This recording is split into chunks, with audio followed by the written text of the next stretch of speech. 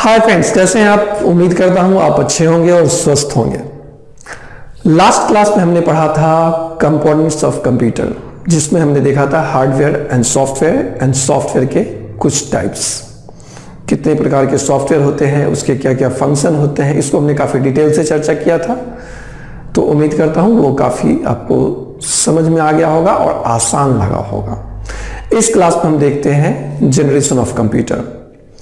Generation of computer means कि computer का जो आविष्कार हुआ वहां से लेके अब तक कंप्यूटर में कितने डेवलपमेंट हुए, उन सभी को अलग अलग जनरेशन में डिवाइड किया गया है।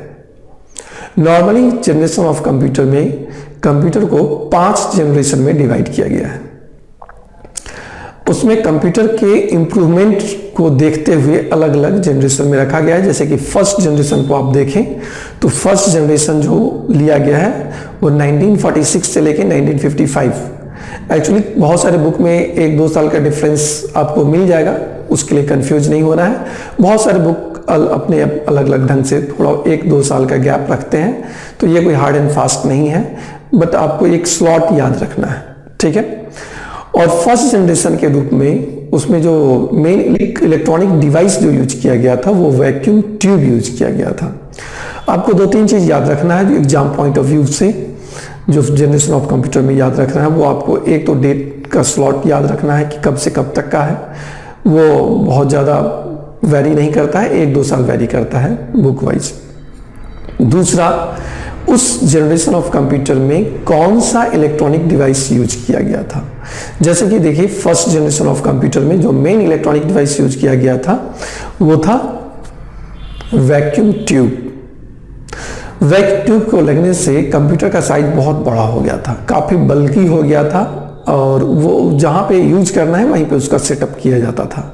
मतलब इतना बड़ा साइज था कि that was very tough to carry anywhere, so that's why वो वहीं पे बनाया जाता था जहां पे उसको यूज करना है। और काफ़ी इलेक्ट्रिक की ज़रूरत होती थी उसको चलाने के लिए, काफ़ी इलेक्ट्रॉनिक मतलब ये बिजली का कंजप्शन जो है बहुत ज़्यादा होता था उसमें, तो उतना कंफर्टेबल नहीं था, that was not very reliable. Next generation आया। अच्छा, फर्स्ट जनरेशन में आप 1-2 चीज़ और याद रख सकते हैं। जैसे फर्स्ट जनरेशन के कंप्यूटर को क्या बोलते हैं, जैसे यूनिवैक है, एनिएक है, इसका फुल फॉर्म भी आप याद कर सकते हैं, वैसे बहुत ज़्यादा इंपॉर्टेंट नहीं है। नेक्स्ट जनरेशन जो हमारा है वो सेकेंड जनरेशन। सेकेंड जनरेशन जो है वो वहीं से शुरू होता है जहां फर्स्ट जनरेशन खत्म होता है, 1956 से लेकर 1965 तक। और उसमें मेन इलेक्ट्रॉनिक डिवाइस जो यूज किया गया था वो था ट्रांजिस्टर्स। ट्रांजिस्टर के बारे में आपने सुना होगा, जैसे कि रेडियो वगैरह में ट्रांजिस्टर के बारे में सुना होगा। जैसे वही मैकेनिक के यहाँ ले जाते हैं तो बोलता है कि वो इसका ट्रांजिस्टर जो है वो उड़ गया है, फ्यूज कर गया है, जल गया है, जो भी शब्द वो यूज करें। तो वो ट्रांजिस्टर किसको रिप्लेस किया, वैक्यूम ट्यूब को। और वैक्यूम ट्यूब से काफी रिलायबल था ट्रांजिस्टर, और बहुत सारे वैक्यूम ट्यूब के जगह पे एक ट्रांजिस्टर को यूज किया जाता था, जिसके कारण कंप्यूटर का साइज बहुत छोटा हो गया, कम बिजली लगने लगा, पावर कंजप्शन घट गया। फॉर एग्जाम्पल अगर आप देखें, जैसे एक कंप्यूटर है और उससे जो हीट निकलता है, आप सीपीयू के पीछे हाथ रख के देखें तो हीट निकलता रहता है, तो जितना पावर कंज्यूम होगा उतना ही ज्यादा उससे उत्सर्जित होगा। तो इसमें ये काफी रिलायबल कंप्यूटर हो गया सेकेंड जनरेशन में। तो सेकेंड जनरेशन के समय में आईबीएम बंद कंप्यूटर बनाने लगी थी। तो आपको ये याद रखना है कि फर्स्ट जनरेशन में क्या था, वैक्यूम ट्यूब। सेकेंड जनरेशन में क्या आ गया, ट्रांजिस्टर आ गया, जिससे कि कंप्यूटर का साइज छोटा हो गया, ये काफी रिलायबल हो गया। उसके बाद आता है हमारा थर्ड जनरेशन। थर्ड जनरेशन में हमने सेकेंड जनरेशन वाला ये ट्रांजिस्टर को रिप्लेस कर दिया और क्या लगाया, आईसी, इंटीग्रेटेड सर्किट। आईसी लगने से कंप्यूटर का साइज और छोटा हो गया, बिकॉज बहुत सारे ट्रांजिस्टर के जगह पे एक आईसी लगाया जाता था, और आईसी का साइज छोटा होता है, आप जानते भी हैं।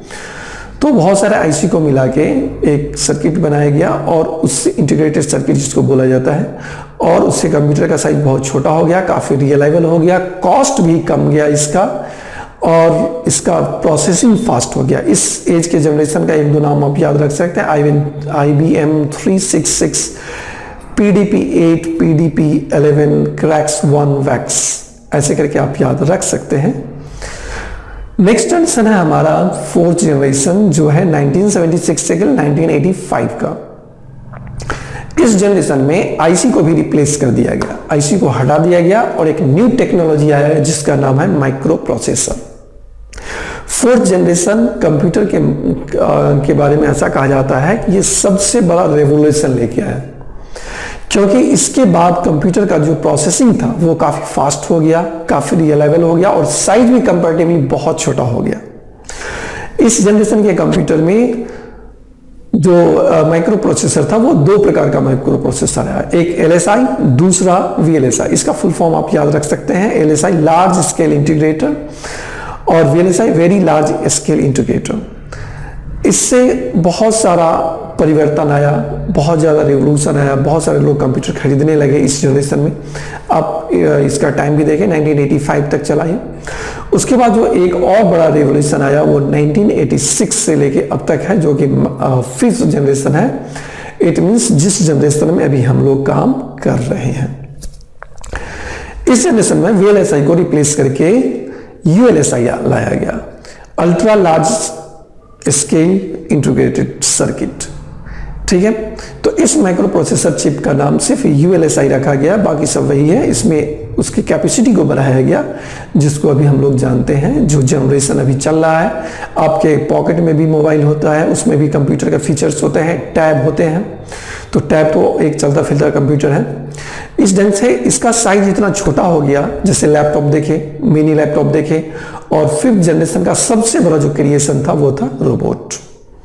तो इस प्रकार जनरेशन आप देख सकते हैं कि कहाँ हम फर्स्ट जनरेशन में बात करें तो एक रूम के बराबर एक कंप्यूटर हुआ करता था। इतना बड़ा सा रूम, अगर 10 बाई 10 के रूम को आप देखें तो इतना बड़ा कंप्यूटर हुआ करता था। बहुत सारे बिजली कंजप्शन के लिए कंजप्शन होता था। उसके बाद सेकेंड जनरेशन उससे छोटा है, जिसमें हमने ट्रांजिस्टर को यूज किया। थर्ड जनरेशन में हमने आईसी को यूज किया। फोर्थ जनरेशन में माइक्रो प्रोसेसर को यूज किया और फिफ्थ जनरेशन में हमने ULSI माइक्रो प्रोसेसर को यूज किया।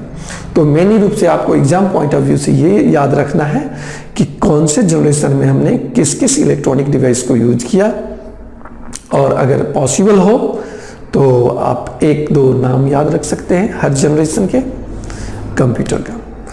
तो जनरेशन ऑफ कंप्यूटर में बस इतना ही। Thank you.